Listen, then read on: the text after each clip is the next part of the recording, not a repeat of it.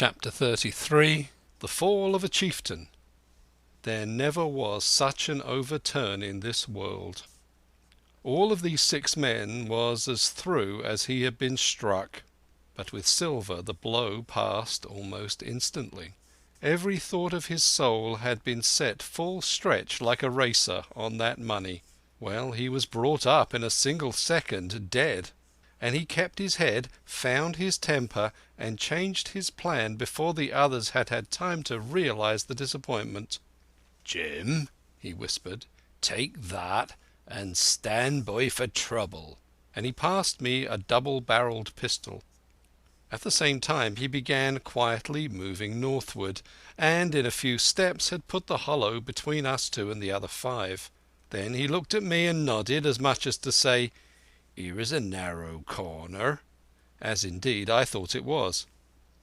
His looks were now quite friendly, and I was so revolted at these constant changes that I could not forbear whispering, "So you've changed sides again." There was no time left for him to answer in. The buccaneers, with oaths and cries, began to leap one after another into the pit, and to dig with their fingers, throwing the boards aside as they did so. Morgan found a piece of gold. He held it up with a perfect spout of oaths. It was a 2-guinea piece, and it went from hand to hand among them for a quarter of a minute. "2 guineas?" roared Merry, shaking it at Silver. "That's your £700,000, is it? You're the man for bargains, ain't you? You're him that never bungled nothing, you wooden-headed lubber. Dig away, boys," said Silver with the coolest insolence. "You'll find some pig nuts, I shouldn't wonder." "Pig nuts!" repeated Merry in a scream. "Mates, do you hear that? I tell you now, that man there knew it all along. Look in the face of him and you'll see it wrote there." "Ah, Merry," remarked Silver, "standing for cutting again. You're a pushing lad, to be sure." But this time everyone was entirely in Merry's favour. They began to scramble out of the excavation, darting furious glances behind them. One thing I observed, which looked well for us: they all got out upon the opposite side from Silver. Well, there we stood, 2 on one side, 5 on the other, the pit between us, and nobody screwed up high enough to offer the first blow. Silver never moved. He watched them very upright on his crutch, and looked as cool as ever I saw him. He was brave and no mistake. At last Merry seemed to think a speech might help matters. "Mates," said he, "there's 2 of them alone here. One's the old cripple that brought us all here and blundered us down to this. The other's that cub that I mean to have the heart of. Now, mates." He was raising his arm and his voice, and plainly meant to lead a charge. But just then, crack, crack, crack, 3 musket shots flashed out of the thicket. Merry tumbled head foremost into the excavation. The man with the bandage spun round like a teetotum and fell all his length upon his side, where he lay dead but still twitching, and the other 3 turned and ran for it with all their might. Before you could wink, Long John fired 2 barrels of a pistol into the struggling Merry, and as the man rolled up his eyes at him in the last agony, "George," said he, "I reckon I settled you." In the same moment the doctor, Gray, and Ben Gunn joined us with smoking muskets from among the nutmeg trees.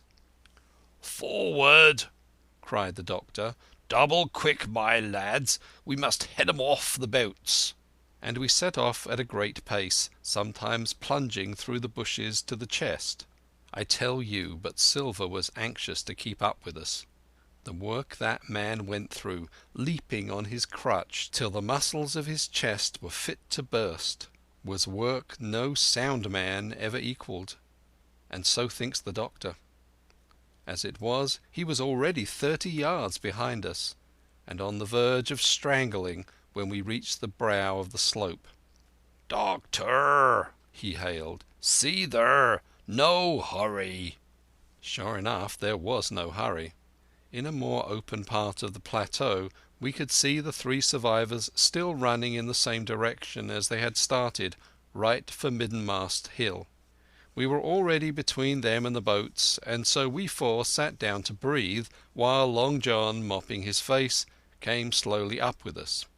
"Thank ye kindly, Doctor," says he. "You came in about the nick, I guess, for me and Hawkins. And so it's you, Ben Gunn," he added. "Well, you're a nice one, to be sure." "I'm Ben Gunn, I am," replied the Maroon, wriggling like an eel in his embarrassment. "And," he added after a long pause, "how do, Mr. Silver? Pretty well, I thank ye, says you." "Ben, Ben," murmured Silver, "to think as you've done me." The doctor sent back Gray for one of the pickaxes deserted in their flight by the mutineers, and then, as we proceeded leisurely downhill to where the boats were lying, related in a few words what had taken place. It was a story that profoundly interested Silver, and Ben Gunn, the half-idiot Maroon, was the hero from beginning to end. Ben, in his long, lonely wanderings about the island, had found the skeleton. It was he that had rifled it. He had found the treasure. He had dug it up. It was the haft of his pickaxe that lay broken in the excavation. He had carried it on his back in many weary journeys from the foot of the tall pine to a cave he had on the two-pointed hill at the northeast angle of the island, and there it had lain stored in safety since 2 months before the arrival of the Hispaniola. When the doctor had wormed the secret from him on the afternoon of the attack, and when next morning he saw the anchorage deserted, he had gone to Silver, given him the chart, which was now useless, given him the stores, for Ben Gunn's cave was well supplied with goat's meat salted by himself, given anything and everything to get a chance of moving in safety from the stockade to the two-pointed hill, there to be clear of malaria and keep a guard upon the money. "As for you, Jim," he said, "it went against my heart, but I did what I thought best for those who had stood by their duty, and if you were not one of these, whose fault was it?" That morning, finding that I was to be involved in the horrid disappointment he had prepared for the mutineers, he had run all the way to the cave, and, leaving Squire to guard the captain, had taken Gray and the Maroon and started, making the diagonal across the island, to be at hand beside the pine. Soon, however, he saw that our party had the start of him, and Ben Gunn, being fleet of foot, had been dispatched in front to do his best alone. Then it had occurred to him to work upon the superstitions of his former shipmates, and he was so far successful that Gray and the doctor had come up and were already ambushed before the arrival of the treasure hunters. "Arr," said Silver, "it was fortunate for me that I had Hawkins here. You would have let old Long John be cut to bits, and never a thought, Doctor." "Not a thought," replied Dr. Livesey cheerily, and by this time we had reached the gigs. The doctor, with the pickaxe, demolished one of them. Then we all got aboard the other and set out to go round by the sea for North Inlet. This was a run of 8 or 9 miles. Silver, though he was almost killed already with fatigue, was set to an oar like the rest of us, and we were soon skimming swiftly over a smooth sea. Soon we passed out of the straits and doubled the southeast corner of the island, round which 4 days ago we had towed the Hispaniola. As we passed the two-pointed hill we could see the black mouth of Ben Gunn's cave and a figure standing by it, leaning on a musket. It was the squire, and we waved a handkerchief and gave him 3 cheers, in which the voice of Silver joined as heartily as any. 3 miles farther, just inside the mouth of North Inlet, what should we meet but the Hispaniola cruising by herself?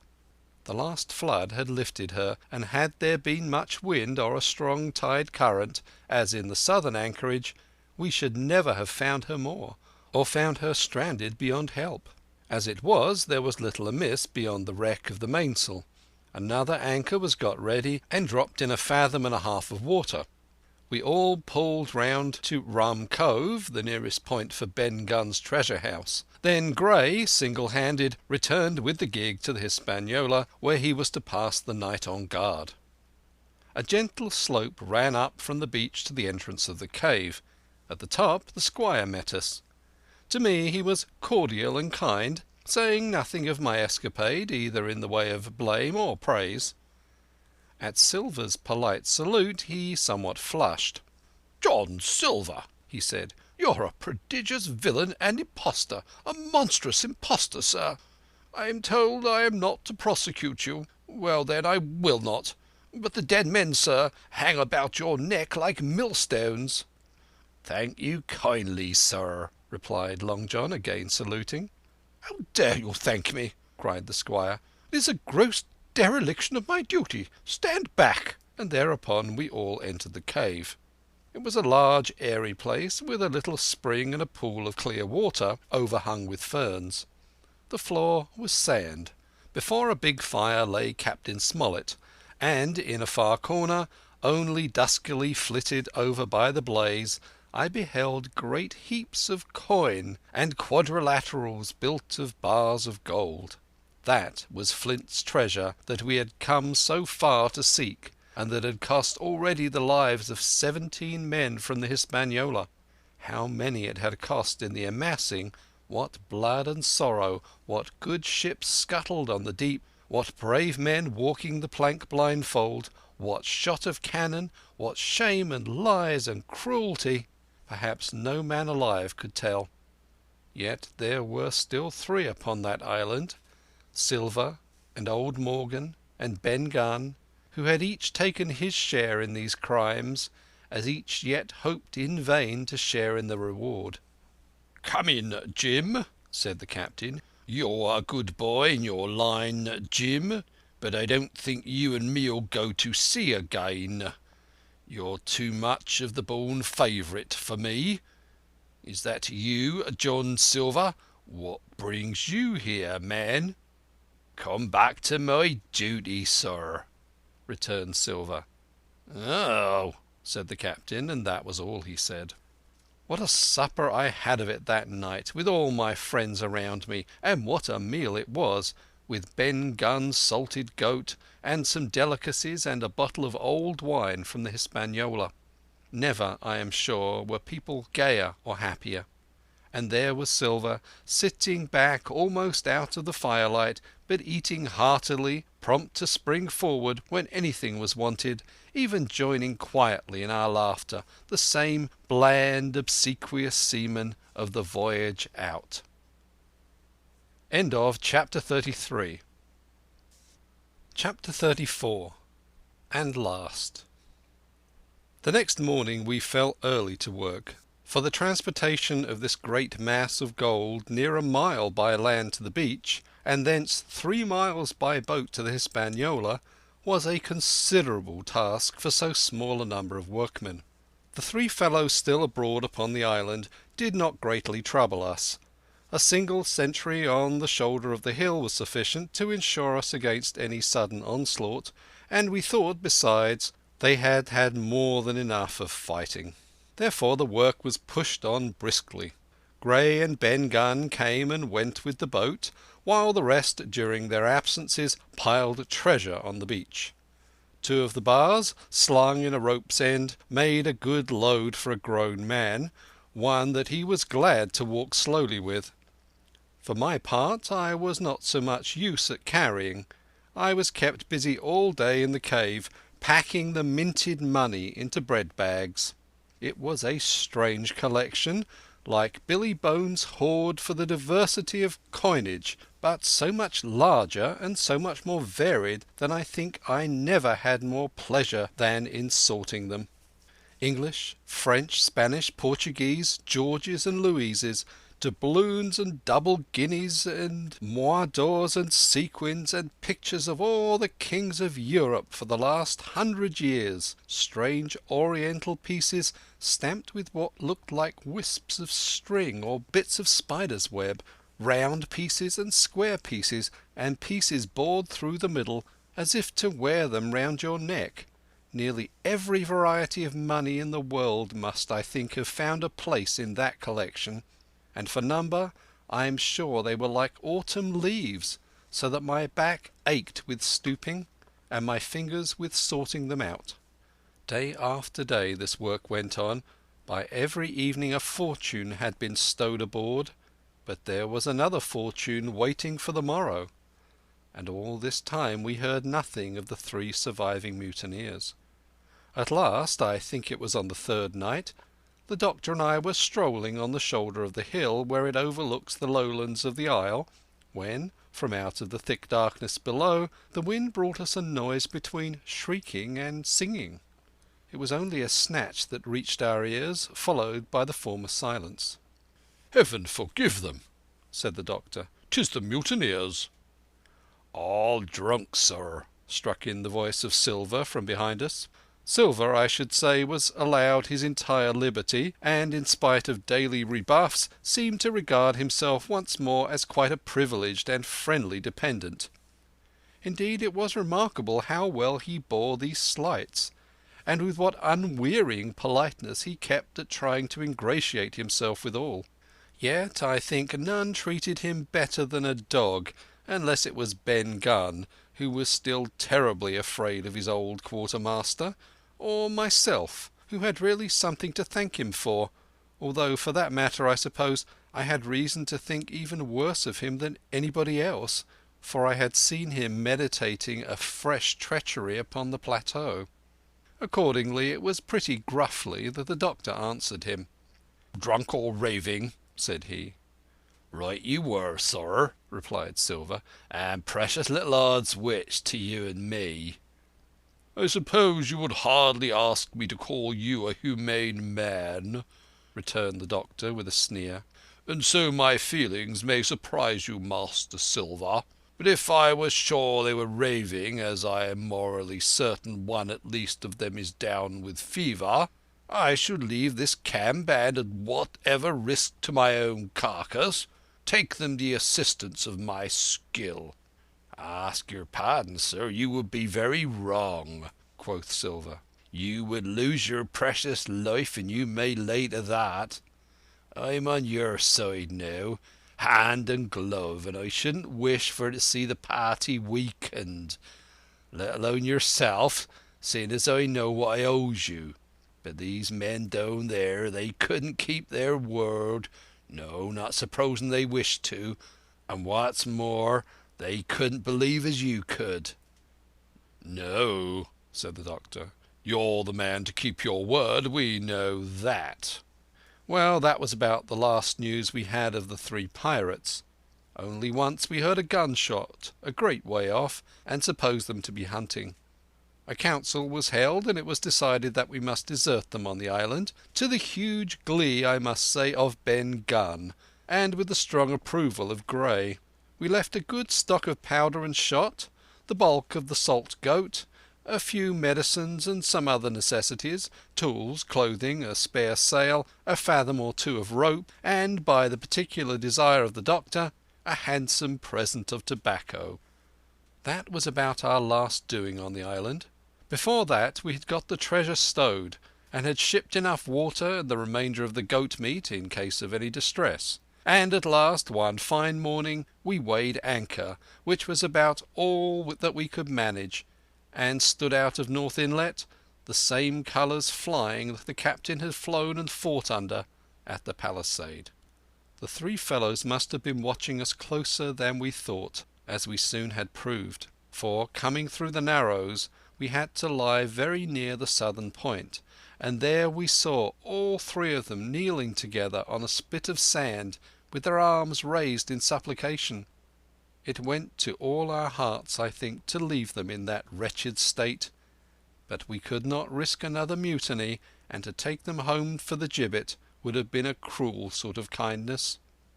The doctor hailed them and told them of the stores we had left, and where they were to find them. But they continued to call us by name, and appeal to us for God's sake to be merciful, and not to leave them to die in such a place. At last, seeing the ship still bore on her course, and was now swiftly drawing out of earshot, one of them, I know not which it was, leapt to his feet with a hoarse cry, whipped his musket to his shoulder, and sent a shot whistling over Silver's head and through the mainsail. After that we kept under cover of the bulwarks, and when next I looked out they had disappeared from the spit, and the spit itself had almost melted out of sight in the growing distance. That was at least the end of that. And before noon, to my inexpressible joy, the highest rock of Treasure Island had sunk into the blue round of sea. We were so short of men that everyone on board had to bear a hand, only the captain lying on a mattress in the stern and giving his orders, for though greatly recovered he was still in want of quiet. We laid her head for the nearest port in South America, for we could not risk the voyage home without fresh hands. And as it was, what with baffling winds and a couple of fresh gales, we were all worn out before we reached it. It was almost sundown when we cast anchor in a most beautiful landlocked gulf, and were almost immediately surrounded by shore boats full of negroes and Mexican Indians and half-bloods, selling fruits and vegetables and offering to dive for bits of money. The sight of so many good-humoured faces, especially the blacks, the taste of the tropical fruits, and above all the lights that began to shine in the town, made a most charming contrast to our dark and bloody sojourn on the island. And the doctor and the squire, taking me along with them, went ashore to pass the early part of the night. Here they met the captain of an English man-of-war, fell in talk with him, went on board his ship, and, in short, had so agreeable a time that day was breaking when we came alongside the Hispaniola. Ben Gunn was on deck alone, and as soon as we came on board he began, with wonderful contortions, to make us a confession. Silver was gone. The Maroon had connived at his escape in a shore boat some hours ago, and he now assured us that he had only done so to preserve our lives, which would certainly have been forfeited if "that man with the one leg had stayed aboard." But this was not all. The sea cook had not gone empty-handed. He had cut through a bulwark unobserved, and had removed one of the sacks of coin, worth perhaps 300 or 400 guineas, to help him on his further wanderings. I think we were all pleased to be so cheaply quit of him. Well, to make a long story short, we got a few hands on board, made a good cruise home, and the Hispaniola reached Bristol just as Mr. Blandy was beginning to think of fitting out her consort. 5 men only of those who sailed returned with her. Drink and the devil had done for the rest with a vengeance, although, to be sure, we were not quite in so bad a case as that other ship they sung about, with 1 man of the crew alive, what put to sea with 75. All of us had an ample share of the treasure, and used it wisely or foolishly according to our natures. Captain Smollett is now retired from the sea. Gray not only saved his money, but, being suddenly smit with the desire to rise, also studied his profession, and he is now mate and part owner of a fine full-rigged ship, married besides, and the father of a family. As for Ben Gunn, he got £1,000, which he spent or lost in 3 weeks, or, to be more exact, in 19 days, for he was back begging on the 20th. Then he was given a lodge to keep, exactly as he'd feared upon the island, and he still lives a great favourite, though something of a butt with the country boys, and a notable singer in church on Sundays and saints' days. Of Silver we have heard no more. That formidable seafaring man with 1 leg has, at last, gone clean out of my life, but I dare say he met his old negress, and perhaps still lives in comfort with her and Captain Flint. It is to be hoped so, I suppose, for his chances of comfort in another world are very small. The bar silver and arms still lie, for all that I know, where Flint buried them, and certainly they shall lie there for me. Oxen and wain ropes would not bring me back to that accursed island, and the worst dreams that ever I have are when I hear the surf booming about its coasts, or starting up in bed with the sharp voice of Captain Flint still ringing in my ears. "Pieces of 8? Pieces of 8?" End of chapter 33 and end of Treasure Island.